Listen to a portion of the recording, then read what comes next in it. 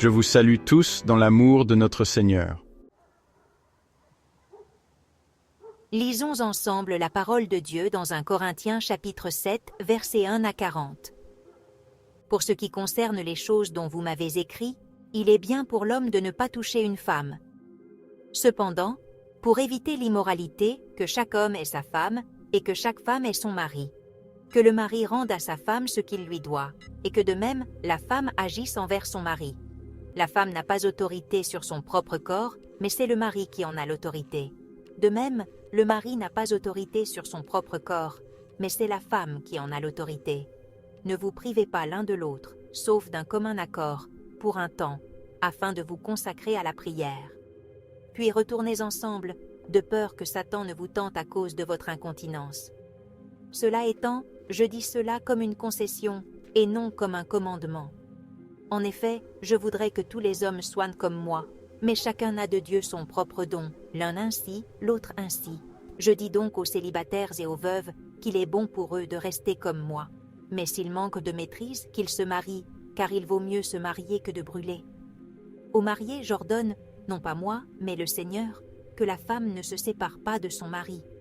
Si elle est séparée, qu'elle demeure sans se remarier, ou qu'elle se réconcilie avec son mari, et que le mari ne renvoie pas sa femme. Aux autres, je dis, moi, non pas le Seigneur, si un frère a une femme infidèle, et qu'elle consente à vivre avec lui, qu'il ne la renvoie pas. Et si une femme a un mari infidèle, et qu'il consente à vivre avec elle, qu'elle ne le quitte pas. Car le mari infidèle est sanctifié par la femme, et la femme infidèle est sanctifiée par le mari. Autrement, vos enfants seraient impurs, tandis que maintenant ils sont saints.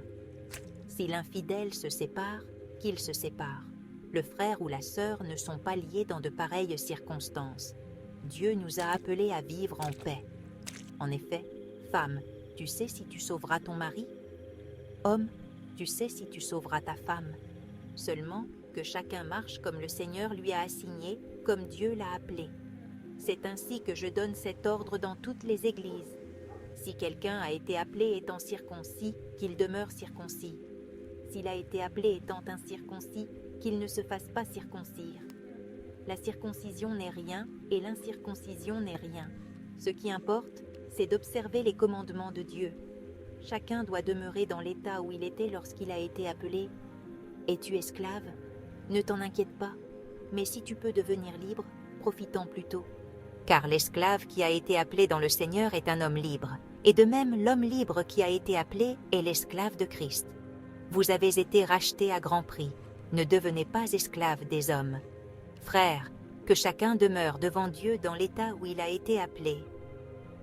Pour ce qui concerne les vierges, je n'ai pas de commandement du Seigneur, mais je donne un avis comme un homme qui a obtenu miséricorde du Seigneur d'être fidèle. Il me semble donc que, pour l'instant, étant donné la détresse actuelle, il est bon pour l'homme d'être ainsi. Es-tu lié à une femme? Ne cherche pas à te défaire de cette union. Es-tu libre de toute femme? Ne cherche pas de femme. Mais si tu te maries, tu ne pèches pas. Et si une vierge se marie, elle ne pèche pas. Toutefois, ceux qui se marient auront des tribulations dans la chair, et je voudrais vous les épargner. Voici ce que je dis, frères, le temps est court. Il reste que ceux qui ont des femmes soient comme s'ils n'en avaient non pas, ceux qui pleurent, comme s'ils ne pleuraient pas, ceux qui se réjouissent, comme s'ils ne se réjouissaient pas, ceux qui achètent, comme s'ils ne possédaient pas, ceux qui usent du monde, comme n'en usant pas, car la figure de ce monde passe. Je voudrais que vous soyez sans inquiétude. Celui qui n'a pas de femme est préoccupé des affaires du Seigneur, cherchant à plaire au Seigneur. Mais celui qui a une femme est préoccupé des affaires du monde, cherchant à plaire à sa femme. Et il y a une division. De même, la femme non mariée et la vierge sont préoccupées des affaires du Seigneur, afin d'être saintes de corps et d'esprit. Mais celle qui est mariée est préoccupée des affaires du monde, cherchant à plaire à son mari. Je dis cela dans votre intérêt, non pour vous tendre un piège, mais pour que vous soyez bien réglés et attachés au Seigneur sans distraction. Si quelqu'un pense qu'il agit de manière inconvenante envers sa fille, en ce qu'elle est trop âgée pour demeurer seule, et comme nécessaire de la marier, qu'il fasse ce qu'il veut, il ne pêche point qu'on se marie. Mais celui qui a fermement résolu, n'ayant dans son cœur aucune contrainte, mais ayant autorité sur sa propre volonté, et qui a décidé dans son cœur de garder sa fille vierge, celui-là fait bien. Ainsi, celui qui marie sa fille fait bien, et celui qui ne la marie pas fait mieux. Une femme est liée aussi longtemps que son mari vit, mais si son mari meurt, elle est libre de se marier avec qui elle veut, seulement dans le Seigneur.